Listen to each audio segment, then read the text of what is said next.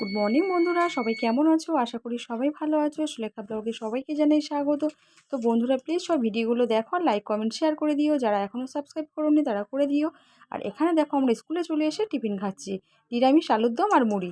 এটা নিয়ে এসছে প্রিয়াঙ্কা হঠাৎ করে। তো আমি আগেই বলে দিয়েছি আমি বেশি খাবো না, কারণ আমি বাড়ি থেকে ভাত খেয়ে এসেছি।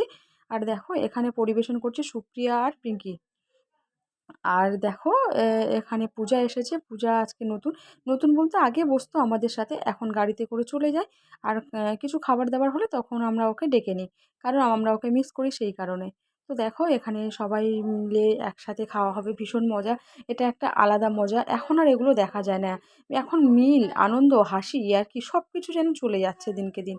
তো একটু আমাদের মধ্যে আছে, কারণ আমরা এখন একসাথে বসে এই আনন্দগুলো করি। খুব মানে কি বলবো, ছোটোবেলাটা মিস করতে থাকি। তাই আমরা একসাথে মিলেমিশে থাকি। দেখো, চারিদিকে মাঠ আর মাঠ, মাঠের মধ্যে আমরা রোদের মধ্যে বসে আছি, কারণ ঠান্ডা তো জানো। টাটা বাই বাই, আবার দেখা।